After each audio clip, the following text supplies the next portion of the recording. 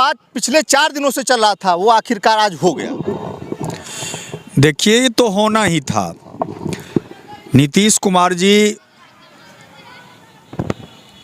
सभी रिकॉर्ड को तोड़ दिया।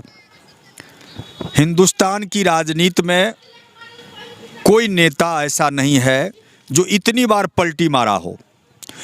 लेकिन सबसे दुर्भाग्यपूर्ण स्थिति है कि भारतीय जनता पार्टी नैतिकता की बात कर रही है, सिद्धांत की बात कर रही है। कल तक कहती थी भारतीय जनता पार्टी कि सारा दरवाज़ा बंद है नीतीश कुमार के लिए, तो आखिर सभी दरवाज़ा खुल कैसे गए? कैसे खुल गए? दम भरते थे भारतीय जनता पार्टी के नेता और आज सारी बोलती बंद हो गई, भाषा बदल गया। नीतीश कुमार अगर पलटू है तो भारतीय जनता पार्टी महापलटू है, मैं ये कहना चाहता हूं। और आज इन तरह के कामों से बिहार और देश का कल्याण होने वाला नहीं है। भारतीय जनता पार्टी इस देश को बहुत पीछे ले गया। आज भारत के संविधान खतरे में है, लोकतंत्र खतरे में है। हमारे नीतीश कुमार जी बराबर इस बात को कहते थे कि देश बचाना है, लोकतंत्र बचाना है, संविधान बचाना है तो बीजेपी को सत्ता से हटाना होगा। ये कहते थे कि हम मिट्टी में मिल जाएंगे लेकिन बीजेपी वाले से हाथ नहीं मिलाएंगे। कहाँ गया नीतीश बाबू जी आपके सारे भाषण? इन तमाम बातों से ये स्पष्ट होता है कि गद्दी पर रहने के लिए, गद्दी बचाने के लिए जो कुछ करना पड़े, आज के राजनीति में सब कुछ क्षम्य है। आज सिद्धांत की बात करना बेकार साबित हो गई। ये राजनीतिक अवमूल्यन का दौर चल रहा है, उसी रास्ते के राही हैं। हम कहना चाहते हैं कि जिस पार्टी के, जिस नेता के अंदर विचार न हो वह नेता जनता के प्रति ईमानदार नहीं हो सकता।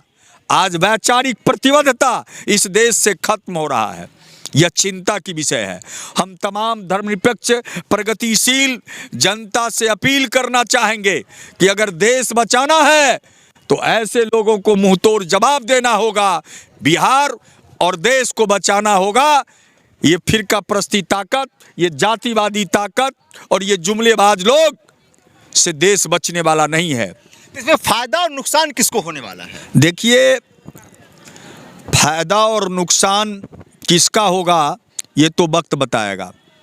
लेकिन मैं ये कह देना चाहता हूँ नरेंद्र मोदी से, भारतीय जनता पार्टी से कि वो मुगालते में ना रहें कि इंडिया गठबंधन के कुछ घटक दलों को हमने तोड़ लिया तो अब हम पूरी देश को अपने मुट्ठी में कर लिया।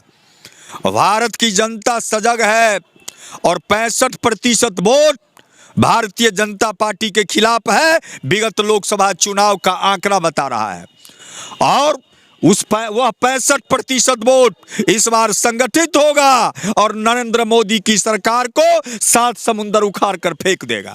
नीतीश कुमार ने उन तमाम दलों को जो धर्मनिरपेक्षता में विश्वास रखते हैं उनको संकेत किया है कि मैं तो चला, तुम सुधर जाओ, तुम ठीक हो जाओ। और निश्चित रूप से नीतीश कुमार के जाने से हमारे इंडिया गठबंधन में मजबूती आई है। कांग्रेस भी पुनर्विचार करने के लिए मजबूर होगा और एक व्यापक गोलबंदी, एक जबरदस्त मोर्चा इंडिया गठबंधन के अंदर बनेगा। एकता के साथ हम, विपक्षी पार्टियों की एकता के साथ हम चुनाव में जाएंगे और एनडीए को डिफीट करेंगे और देश में अगली सरकार इंडिया गठबंधन की बनेगी। अच्छा, नीतीश कुमार के बारे में बोल रहे थे कोई नया बात है? ये तो करते रहते हैं, इस बार तो और कर ही दिए।